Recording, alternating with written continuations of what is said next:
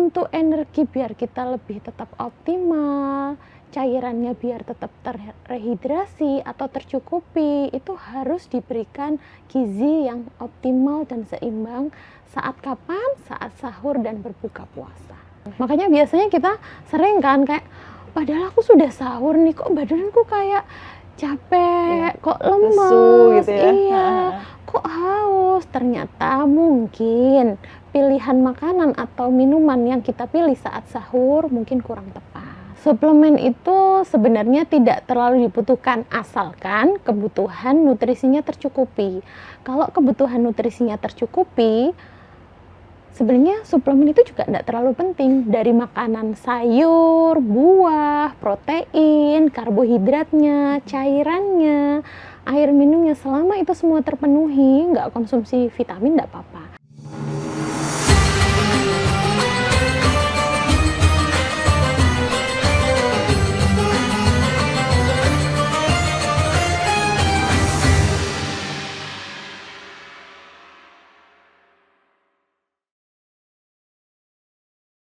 Assalamualaikum Tribuners, semoga sehat selalu. Nah, mengawali podcast Ramadan, khususnya di Wanita dan Islam bersama Tribun Jatim Network, saya Nurika Anissa, kini telah di studio bareng dengan dokter umum dari RSI Amer, Dr. Karlina Amala. Nah, kita akan membahas lebih banyak tentang pemenuhan gizi selama berpuasa, karena kita tahu puasa mulai dari fajar hingga senja dan butuh asupan gizi yang seperti apa sih biar badan tetap fit. Nah, kita akan ngobrol bareng Dr. Karlina Amala atau yang akrab disapa dengan Dok Lin. Halo dokter, apa kabar? Halo Mbak, ya selamat pagi. Perkenalkan, saya Dr. Karlina, saya sebagai dokter umum di RSI Amer. Oke, nah dokter, kita ngebahas soal pemenuhan gizi nih. Ya. Kira-kira seberapa penting sih ketika kita berpuasa gizinya tetap tercukupi? Apalagi kan mungkin di luar sana juga banyak aktivitas masyarakat yang butuh tenaga juga nih, mungkin bekerja atau mungkin aktivitas yang lainnya. Mungkin bisa dijelaskan dok, seperti apa? Ya, seberapa penting ya pemenuhan gizi selama kita berpuasa? Jadi pemenuhan gizi selama berpuasa itu amat sangat penting. Karena apa? Saat berpuasa otomatis kita akan menahan lapar, menahan haus selama lebih dari 12 jam. Nah, padahal sepanjang itu badan kita akan tetap bekerja, ya butuh energi, butuh apa. Makanya kebutuhan gizi saat berpuasa itu sangat penting. Untuk energi biar kita lebih tetap optimal, cairannya biar tetap terrehidrasi atau tercukupi, itu harus diberikan gizi yang optimal dan seimbang saat kapan? Saat sahur dan berbuka puasa. Oke, itu berbeda nggak sih dok? Misal kita yang tidak berpuasa atau mungkin yang berpuasa yang selang beberapa hari atau intermittent fasting gitu dengan puasa Ramadan gitu untuk pemenuhan gizinya? Tentu berbeda. Kalau yang kita sebut adalah intermittent fasting ya, yang kayak yang lagi hype-nya akhir-akhir ini. Intermittent fasting itu berpuasa, yang dipuasakan adalah kalori. Oke, gula, kalori dan yang lain. Sedangkan masih boleh minum air putih atau 0 kalori. Teh tawar boleh, americano boleh, air putih boleh. Sedangkan kalau berpuasa itu semua tidak boleh. Gitu. Jadi saat berpuasa kebutuhan cairan kita juga harus tercukupi. Padahal kita tidak boleh makan dan minum apapun saat berpuasa kan ya. Makanya itu biasanya diakali dengan kebutuhan cairan saat berbuka sampai dengan sahur itu harus cukup. Jadi kalau ditanya beda nggak sama intermittent fasting? Ya beda dong, intermittent fasting masih boleh minum, kalau puasa kan nggak boleh. Baik, ada tipsnya nggak dok mengatur misal nih sahur harus seperti apa nih polanya, kemudian untuk berbuka nanti seperti apa asupan gizinya gitu? Oke, jadi selama sahur kalau bisa menunya itu harus tetap yang mengandung protein, yang bergizi cukup, yang mengandung air juga cukup. Contohnya apa? Tetap harus ada buah, tetap harus ada protein yang cukup. Kalau bisa saat sahur diganti karbonya dengan karbohidrat kompleks. Karbohidrat kompleks itu seperti apa? Seperti gandum, habis itu kayak ubi, kayak gitu-gitu, kentang, kayak gitu, itu kenapa kok lebih baik? Karena karbohidrat kompleks itu nanti lebih mudah menjadi energi dan tidak langsung menjadi gula. Gitu. Dan itu biasanya orang itu kenyangnya jadi lebih lama. Kalau karbohidrat kompleksnya cukup, nutrisinya, proteinnya cukup, seratnya cukup, airnya cukup, itu badannya biasanya lebih fit selama berpuasa. Selain itu, saat berbuka puasa juga harus diperhatikan juga asupan yang masuk. 1, jangan buru-buru langsung makan sesuatu yang manis. Jangan buru-buru makan sesuatu yang manis, karena apa? Nanti melonjaknya gula darah itu jadi langsung cepat tinggi. Nah, pada kondisi seperti itu biasanya badan kita akan jauh lebih cepat kenyang. Nanti akhirnya kalau sudah mulai cepat seperti itu, makanannya juga jadi kayak kalap atau apa, itu tidak disarankan. Baiknya mulai dengan sesuatu yang ringan dulu, minum air putih dulu, minum manis atau makan manis tapi yang manisnya alami seperti kurma, buah, itu boleh. Habis itu mungkin ditinggal sholat dulu, mungkin ya sholat maghrib dulu, jadi biar ada proses diserap dulu, habis itu baru makan besar. Nah, terus kalau sudah makan besar itu pun harus diperhatikan, jangan semuanya dimakan. Nanti kepenuhan, sholat tarawihnya jadi begah, jadi kerasa aduh kok berat semua. Kayak gitu-gitu. Iya. Kalau untuk makanan-makanan mungkin Dok yang perlu dihindari ketika sahur lah utamanya gitu. Adakah Dok? Ada. Jadi kalau sahur itu disarankan untuk jangan terlalu makan yang tinggi gula. Tinggi gula tidak disarankan, terlalu tinggi garam juga tidak disarankan, terlalu tinggi lemak atau yang goreng-gorengan yang seperti itu tuh juga tidak disarankan selama sahur. Karena itu tadi, kalau kita konsumsi makanan yang tinggi garam, biasanya kita itu akan jadi lebih mudah haus. Karena sifatnya garam adalah menarik cairan. Selain itu juga kalau konsumsi makanan terlalu banyak yang manis-manis, itu menyebabkan gula darah memang cepat naik, tapi cepat turun juga. Pada orang dengan kondisi-kondisi tertentu, katakan beliau itu punya kencing manis atau apa, dia lebih mudah turun gulanya.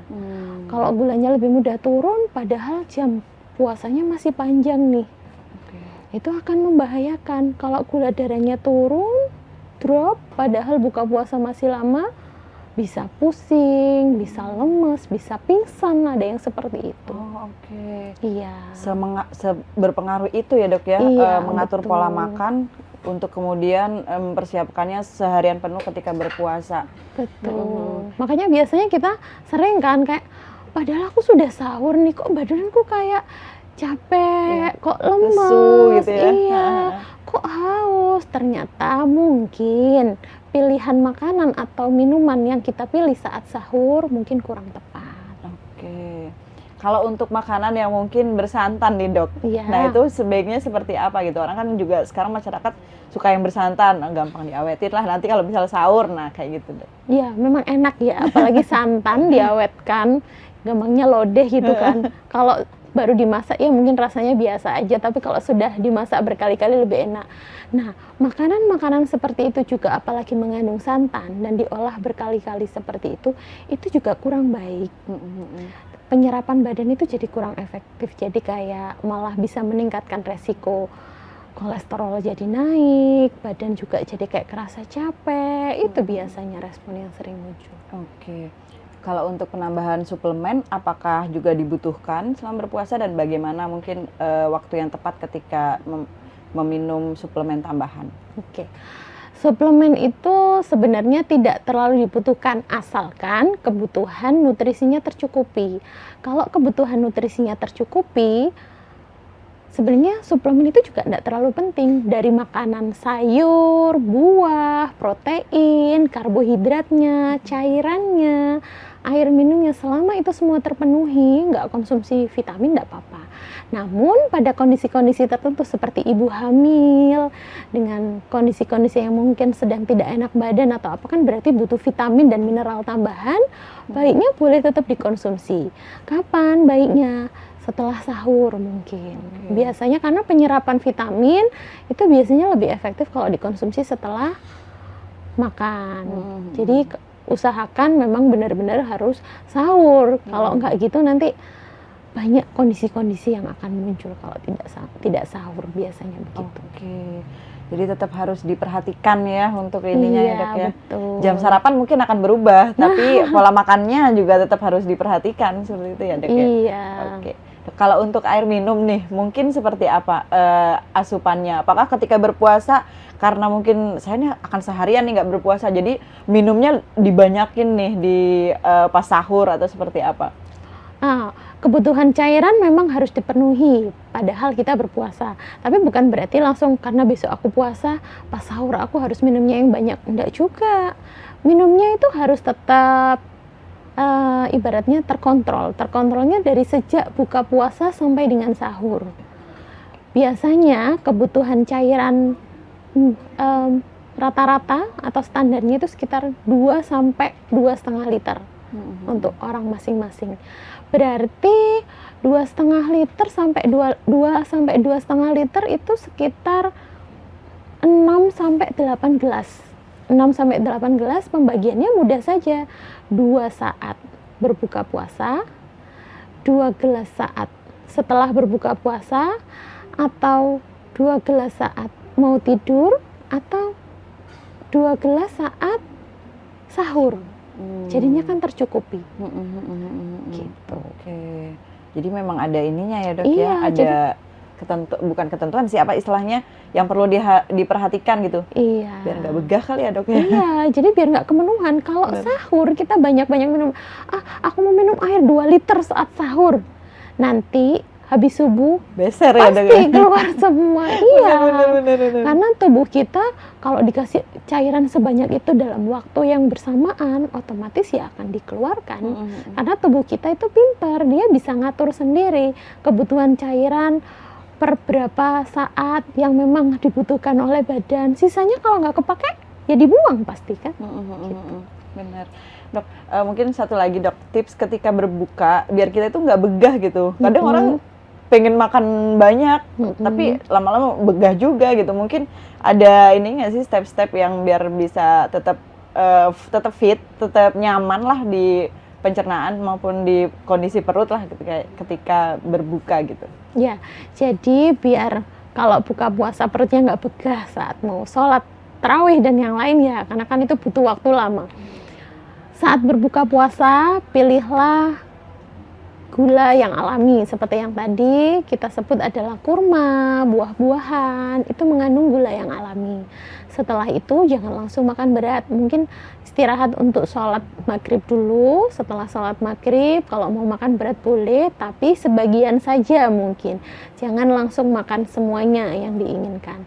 Nanti setelah sholat isya, setelah tarawih boleh makan lagi, tidak apa-apa. Namun perhatikan tidak boleh terlalu dekat dengan waktu tidur ya.